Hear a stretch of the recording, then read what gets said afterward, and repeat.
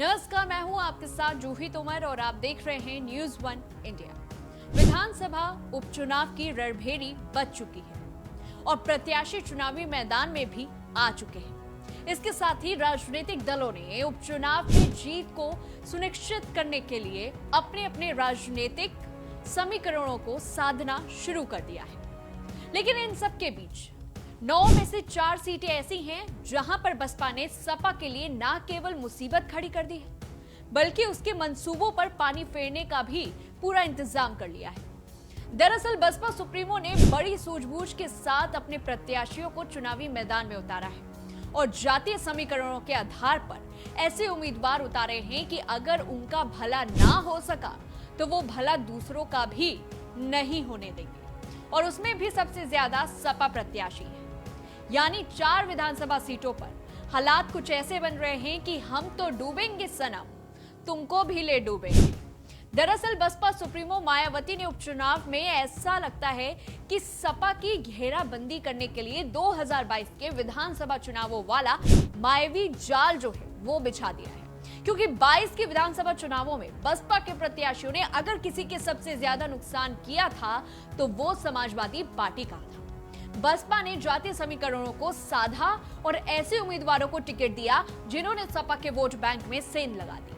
अब बात कर लेते हैं उन 4 विधानसभा सीटों की जहां पर सपा के मंसूबों पर पानी फेरने के लिए बसपा का चक्रव्यूह जो है वो तैयार है। गाजियाबाद, सदर, कुंदरकी, कटेहरी और मीरापुर। सबसे पहले बात करते हैं गाजियाबाद सदर सीट की, जहां पर बसपा ने रवि गौतम का टिकट काटकर वैश्य बिरादरी से आने वाले पीएन गढ़ को टिकट दिया, क्योंकि गाजियाबाद सदर सीट पर वैश्य और ब्राह्मण मतदाता जो है वो 1,40,000 के आसपास है, और यहां से पूर्व में वैश्य बिरादरी से बीजेपी के टिकट पर अतुल गर्ग चुनाव जीते थे।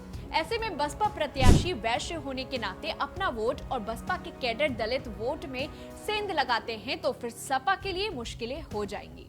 जबकि मुस्लिम बहुल्य सीट कुंदरकी में सपा प्रत्याशी हाजी रिजवान के सामने बसपा ने रफ्त उल्लाह को मैदान में उतारा है। यानी जाहिर है कि भले ही हाजी रिजवान पूर्व में विधायक रहे हों, लेकिन रफ्तुल्लाह की भी समाज में अच्छी उठक बैठक है, और जिससे ये माना जा रहा है कि दलित वोटों के अलावा रफ्तुल्लाह मुस्लिम वोटों में सेंधमारी कर सकते हैं, और अगर मुस्लिम मतों में बिखराव हुआ तो फिर कुंदरकी में इतिहास बदल भी सकता है। जबकि कटेहरी में सपा के दलित कार्ड के सामने बसपा ने भी दलित कार्ड खेला है, और दलित कार्डों के बीच में जो खेला हुआ है, अगर वो खेला मतदान के दौरान वोटों की सेंधमारी के रूप में हो गया तो समझो कि कटेहरी में सपा की काट होने में देर नहीं लगेगी। वहीं जाट, जाटव और मुस्लिम बहुल्य मीरापुर विधानसभा सीट पर मुकाबला जो है वो दिलचस्प और कांटे का होने की उम्मीद है, क्योंकि बड़ी बात यह है कि सपा ने पूर्व सांसद कादिर राणा की पुत्र वधू शुंभुल राणा को चुनावी मैदान में उतारा है। बसपा से शहनजर है, इसमें अगर आजाद समाज पार्टी से मुस्लिम उम्मीदवार को भी शामिल कर लें तो फिर मुस्लिम वोटों को एक जगह रोक पाना बेहद मुश्किल होगा। दरअसल उसके पीछे वजह बड़ी ये होगी कि 3 मुस्लिम प्रत्याशियों को लेकर कंफ्यूज मुस्लिम समाज जो है किस ओर जाएगा, ये एक बड़ा सवाल होगा। इस पूरी रिपोर्ट को लेकर के आपकी क्या कुछ राय है, कमेंट बॉक्स में बताएं। तब तक के लिए देखते रहिए न्यूज़ वन इंडिया।